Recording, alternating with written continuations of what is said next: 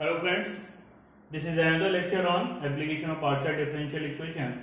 In today's lecture we will discuss one-dimensional heat flow. Everybody knows heat flows from higher to lower temperature. The amount of heat required to produce a given temperature change in a body is proportional to the mass of the body and to the temperature change. This constant of proportionality is known as the specific heat of the conducting material, and this specific heat is represented by small c. The rate at which heat flows through an area is proportional to the area and to the temperature gradient normal to the area. This constant of proportionality is known as the thermal conductivity small k of the material. So, find the temperature in a bar of length 2 whose ends kept at 0. That is, we have a bar whose length is 2. That is, here initial length is 0 and the final length is 2. That is, this entire is 2. And both are kept at 0. That is, here u 0t equals to 0 and u 2t is also equals to 0. And lateral surface insulated if the initial temperature is, that is, u xt is equal x0. Initial temperature means at t equals to 0. ux0 is equals to sine pi x by 2 plus 3 sine 5 pi x by 2.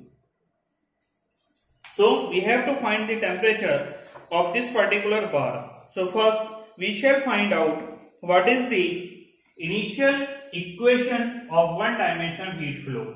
The standard equation is del u over del t is equals to c square del 2u over del x square. This is the standard equation of one-dimensional heat flow. So this is a partial differential equation. So we can solve it by variable separable method. So for the variable separable method, we have to write it as u equals to capital X into capital T, where capital X is the function of small x only and capital T is the function of small t only. So on differentiating it partially with respect to small t and small x, we get del u over del t is equals to capital X dt upon dt and del 2u over del x square is equals to capital T d2 capital X upon d small x square. On putting these two in equation number 1, we get capital X d capital T upon d small t is equals to c square capital T d2 capital X upon dx square. So on separating the variables, we get 1 upon c square t d capital T upon d small t is equals to capital X 1 upon capital X d square capital X upon d small x square is equals to k length. That is first, second and third. Now there are three cases exist. First case is case first, when k is less than 0. It means k equals to minus p square. We can write it. So 1 upon c square t d capital T upon d small t is equals to 1 upon x d square capital X upon d small x square is equals to minus p square. This is first, second and third. Now taking first and third, 1 upon c square capital T dt upon dt is equals to minus p square, or on separating the variables d capital T upon d small t is equals to minus p square c square dt. We can directly integrate it. On integrating, we get log capital T is equals to minus p square c square small t plus log c1, or we can write it as t equals to c1 e raised to power minus p square c square t. Again from second and third, 1 upon capital X d2 capital X upon dx square is equals to minus p square, or we can write it as d square plus p square capital X equals to 0. This is the second order differential equation, partial differential equation with constant coefficient. So we can solve it by the previous as usual method. So on putting d equals to small m, and then equate to 0 the bracket of LHS, we get m equals to plus minus iota p. M equals to plus minus iota p. So at this particular case, Cf is equals to C2 cos px plus C3 sin px, and pi is equals to 0. So Gs is equals to Cf plus pi, or capital X is equals to C2 cos px plus C3 sin px. So on putting capital T and capital X in equation number 1, we get u is equals to C1 e raised to power minus p square c square t, C2 cos px plus C3 sin px. Let it is equation number 3. Now on moving to case number 2, when k is equals to 0, then 1 upon c square t dt upon dt is equals to 0, and 1 upon x d2 capital X upon dx square is also equals to 0. So at this particular condition, we get dt upon capital T is equals to 0, and this particular condition d square capital X is equals to 0.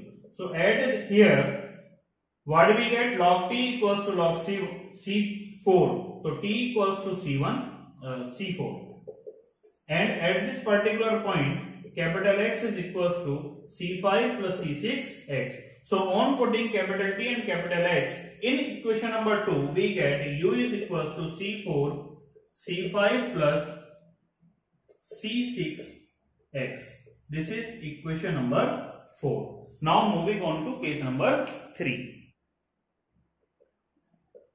When k is greater than 0, that is k equals to p square, then 1 upon c square t dt upon dt is equals to p square, and 1 upon capital X d2 capital X upon d small x square is equals to p square, or we can write it as dt upon capital T is equals to p square c square d small t, and d square minus p square capital X equals to 0. So here we can directly integrate it, and on integrating we get log capital T equals to p square c square t plus log c7, or we can write it as t equals to c7 e raised to power p square c square t, and from here we get m equals to plus minus p. So capital X is equals to c8 e raised to power px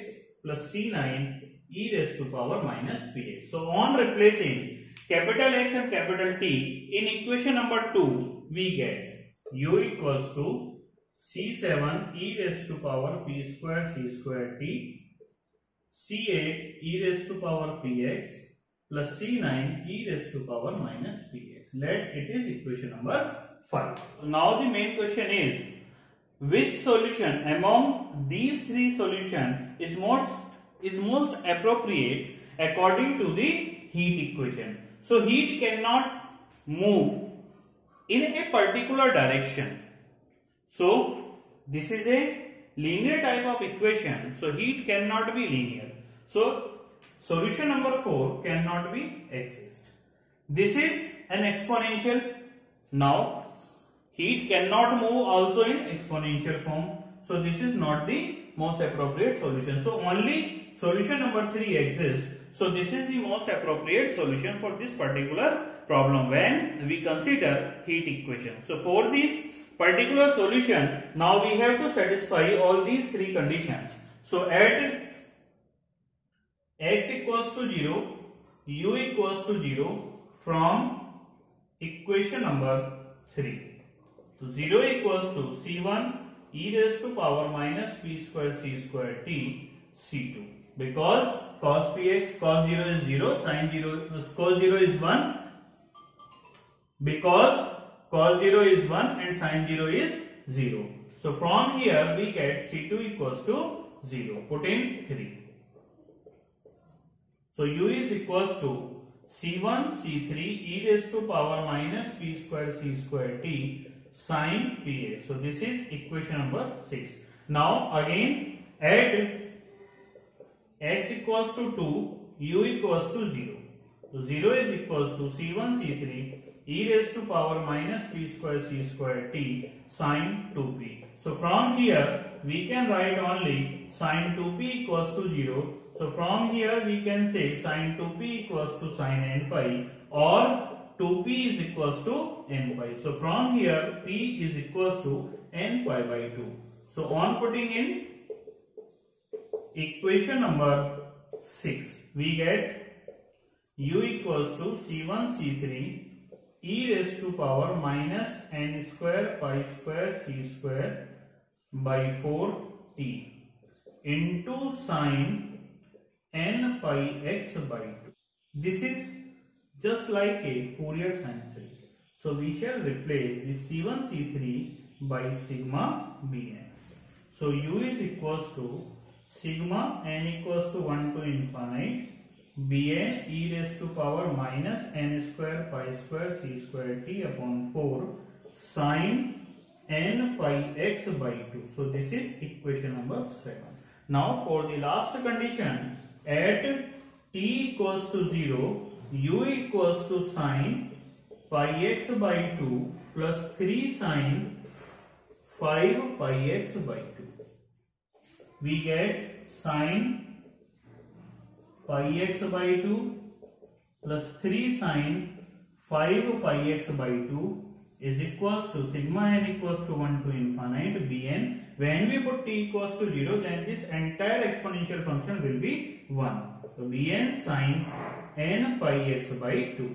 Now we have to expand the summation so that we can get the value of b1, b2, b3 and so on. So sine pi x by 2 plus 3 sine 5 pi x by 2 may be equals to b1 sine pi x by 2 plus b2 sine 2 pi x by 2 plus b3 sine 3 pi x by 2 and so on. So on comparing both sides, we get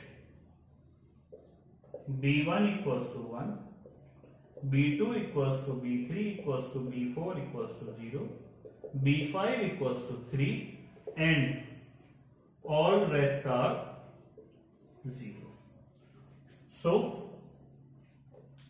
from equation number 7, u is equals to, when we put n equals to 1, then the equation will be e raised to power minus pi square c square t by 4 sine pi x by 2, and when we put b2, b3, b4, all terms will be 0, and at n equals to 5, b5 is equals to 3, so 3 e raised to power minus 25 pi square c square t by 4 sine 5 pi x by 2, and all other terms will be 0. So this equation number 8 is the required solution of this kind of problem. Hope you understand the content of this particular lecture. If you like this lecture, then like and subscribe my channel.